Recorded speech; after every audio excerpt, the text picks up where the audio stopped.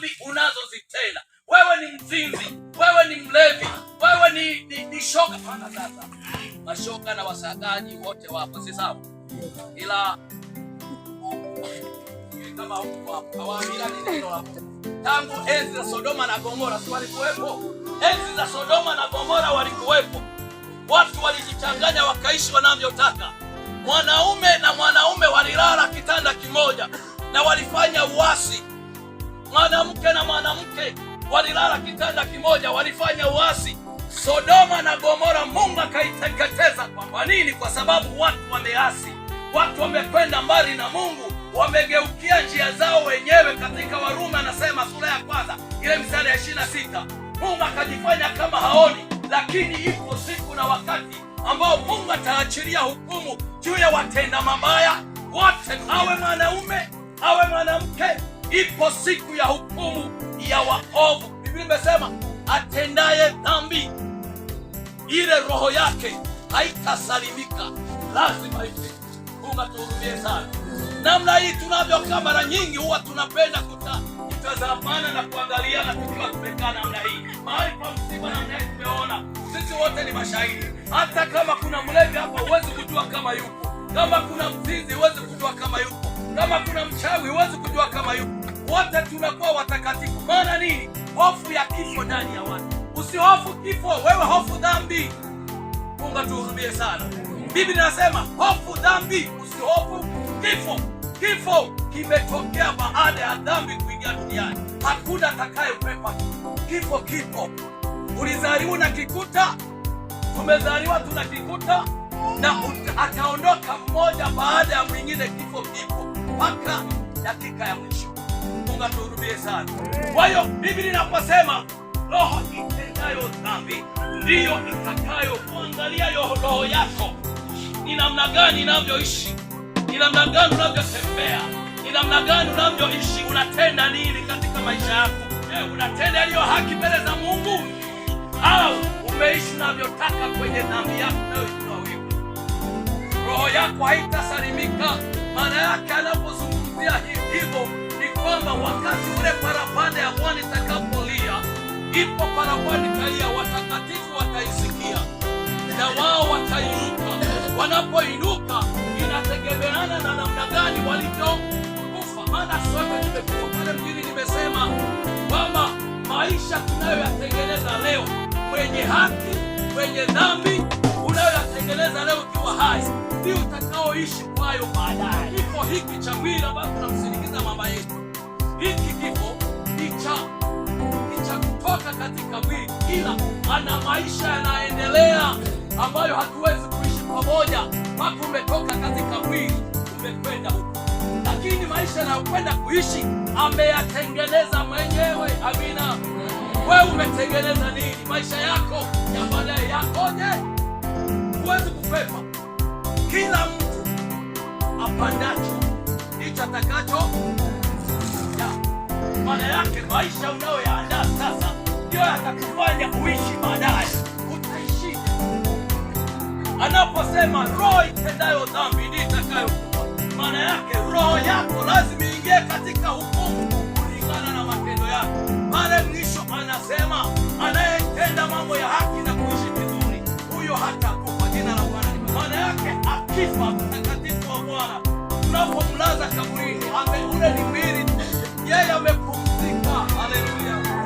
Amepumzika tabu za yeye amelala. Maana yake afi amelala, ataamshwa. Ndio maana Ezekia anazungumza kwa kizazi cha wakati ule, ili wajue na watambue namna ya mfumo wa kuishi hapa duniani. Mwanadamu yeyote awe mwanaume au mwanamke ajue anaishi. Usiishi kama unavyotaka wewe. Hujajiweka duniani. Ishi anavyotaka Mungu aliyekuweka duniani. Na Mungu amekuagiza nini? Nani hajui maagizo ya Mungu? Asiyejua jema na baya hapa duniani. Hayo kila mtu anajua jema na baya. Na Mungu ameagiza kutenda na watu wa mgaragaza na kuishi na kutenda mema duniani. Na kutumika mbele za Bwana, tukitembea na Bwana vizuri, tukiishi na Bwana vizuri. Hayo ni maisha ambayo tunayatanguliza kuyatangaza na kuyaandaa kwa maisha yetu ya baadaye. na ule uzima wa milele tunaanza kuufaidi hapa hapa duniani. Usifikiri uzima wa milele mpaka tufe. Tunaanza kuyafaidi hapa kwa namna ambavyo tunayatengeneza na kuishi kwayo, na baadaye tunapoingia pale tayari tunaishi, tunasahau kila kitu kibaya na kiovu. Hizi huzuni za kifo hazitakuwepo, hizi njaa hazitakuwepo. Watu wanalia leo, watu wanakufa sana katika migomo hii, katika tabu hizi zote zinatuonyesha kwamba tuko duniani, ya duniani sio kwetu. Mungu atuhurumie sana, sio kwetu. Hebu unapokaa hivi unamsindikiza mwenzako, hebu tathmini roho yako tu, usijaji chochote. Ni kweli tunapougua tunaombeana, Mungu tusaidie huyu asife, tunaomba, lakini hatuombi kwamba kifo kisitokee. Tunaomba Mungu aponye ugonjwa, lakini kifo kiko pale pale. Jina la Bwana libarikiwe. Kiko pale pale. Kwa hiyo ninachotaka nikufikirishe kwenye akili yako na mawazo yako. Fikiria namna unavyoishi mwenyewe. Nifikirie mimi ninavyoishi mwenyewe, maana na mimi kesho utanisindikiza namna hii. Amina. Maana Biblia imesema katika Ayubu sura ya 14 mstari wa kwanza, mwanamke aliyezaliwa na mwanaume ni mwanaume aliyezaliwa na mwanamke. Kumbe wanawake hamsihogerezi.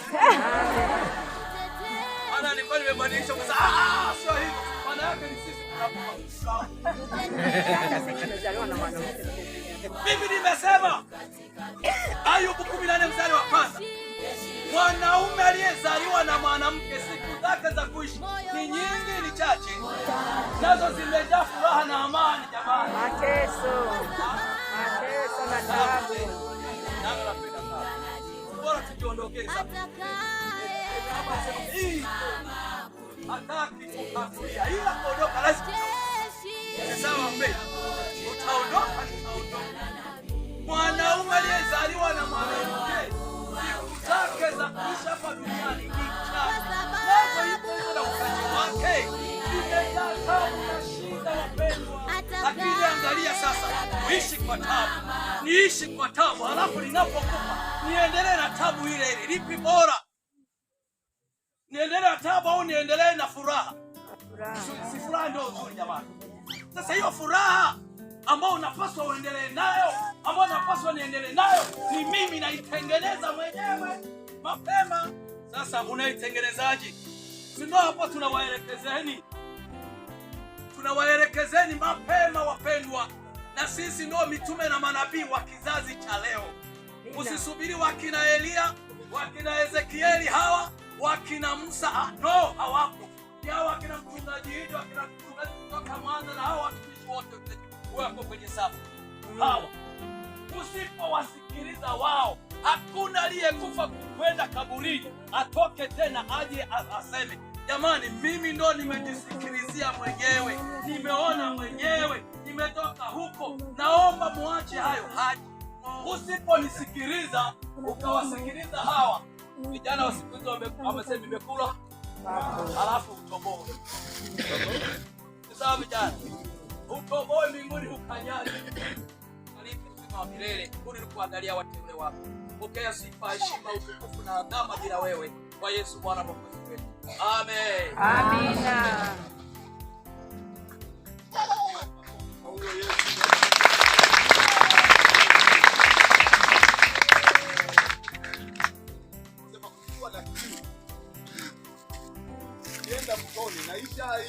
Naisha.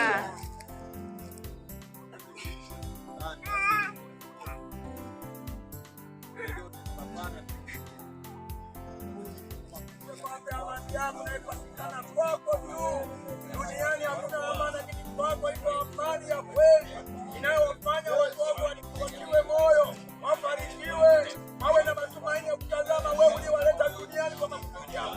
Mapenzi ya kupitia neno lako ambalo limesikiwa mahali hapa na kukuwa na kujiandaa, naomba likagusa mioyo yao, naomba likawatafakarisha wema wako, kisha kawashika na kuwalinda, kuwatunza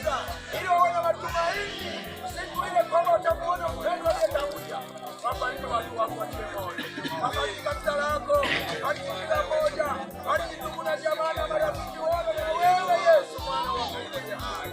Asante kwa sababu kwa wakati watu wako utukufu na heshima tunakupita wewe uliyetokea jambo la mapenzi yako katika Kristo Yesu Bwana Mwokozi wetu. Amina.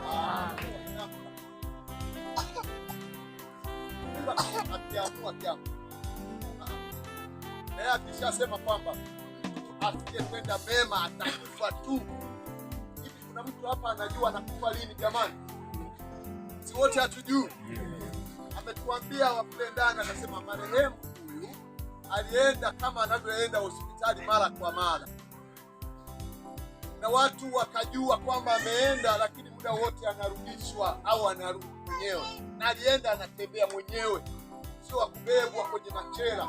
Lakini amefika kule, mtu ambaye anataka kuokoka sasa hii muda hapa, maana ujui muda wako wa kuondoka duniani, na hili ni jukwaa lenye Kristo. Amen. Unyoshe mkono kukuambia huko kwa Yesu ili tukusogeze kwa Bwana. Sio mhubiri Bwana kusogeza. Nani yuko kama wewe ni mama, kama wewe ni kijana? Kwani maovu tunajua kama yalikuwepo, na yalikuwepo zamani, na Sodoma mpaka ikachomwa, Gomora ikachomwa kwa sababu ya maovu ambayo yamesema. Kwa tamaa na kuongea. Na wewe unajua maisha yako, hata kama unaishi hivyo unavyoishi, kuamua sahihi ambao ni usahihi, kuamua leo kupokea Yesu